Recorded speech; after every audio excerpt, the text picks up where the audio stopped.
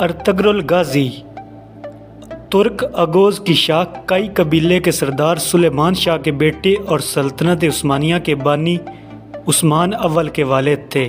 ولادت کا زمانہ 1191 عیسوی کے آس پاس کا ہے، جبکہ وفات 1281 عیسوی بتائی جاتی ہے، اور اناطولیہ کے شہر سوت میں ان کا مزار واقع ہے۔ ارطغرل ایک بہادر، نڈر، بے خوف، عقل مند، دلیر، ایماندار اور باروب سپاہی تھے۔ وہ ساری عمر سلجوقی سلطنت کے وفادار رہے۔ سلطان علاء الدین کیقوباد اول نے ارطغرل کی خدمات سے متاثر ہو کر ان کو سعود اور اس کے نواح میں واقع دوسرے شہر بطور جگیر عطا کیے اور ساتھ ہی سردار اعلیٰ کا عہدہ بھی دیا۔ اس کے بعد آس پاس کے تمام ترک قبائل ان کے ماتحت آ گئے تھے۔ تاریخی حوالوں سے یہ معلوم ہوتا ہے کہ ارطغرل کا تعلق غز ترک قبائل کی شاخ کئی قبیلہ سے تھا اور ان کا خاندان بیگ کہلاتا تھا۔ عثمان کا تعلق آج کے ترکی میں اناطولیہ کے علاقے میں آباد ترک خانہ بدوش قبیلے سے تھا، اور اس کی حکومت اناطولیہ کی چھوٹی چھوٹی حکومتوں میں سے ایک تھی جن کی طاقت میں زیادہ فرق نہیں تھا۔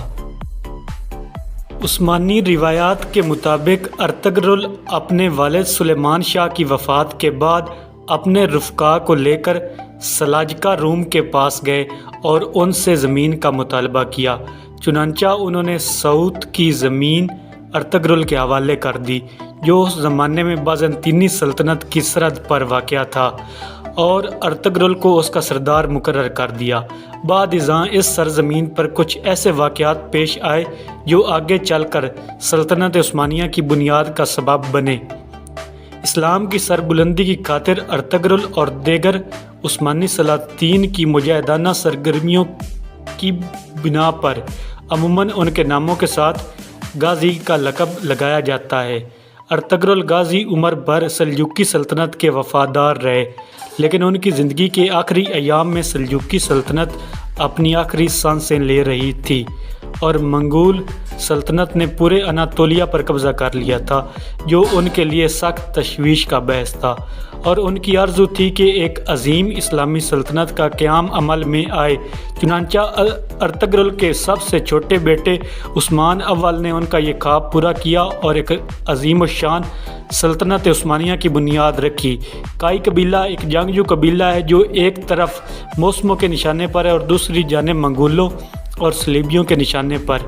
یہ عجیب داستان ہے کہ چرواہوں کا یہ خانہ بدوش قبیلہ جو جاڑے کے بے رحم موسم میں قید سے بچنے کے لیے حلب کے امیر سے ایک زرخیز چراگاہ میں قیام پذیر ہونے کی اجازت مانگ رہا ہوتا ہے، آگے چل کر ایک ایسی سلطنت کی بنیاد رکھ دیتا ہے جو 800 سال تک قائم رہتی ہے۔ ارطغرل کائی قبیلے کے سردار سلیمان شاہ کا بیٹا ہے۔ وہ منگولوں سے بھی لڑتا ہے اور صلیبیوں سے بھی۔ وہ اغوز ترک قبائل کو یوں ایک لڑی میں سمو دیتا ہے کہ پھر چرواہوں کے اس قبیلے کی ایک اپنی سلطنت ہوتی ہے، اور ارطغرل کا بیٹا عثمان اس سلطنت عثمانیہ کا پہلا بادشاہ ہوتا ہے۔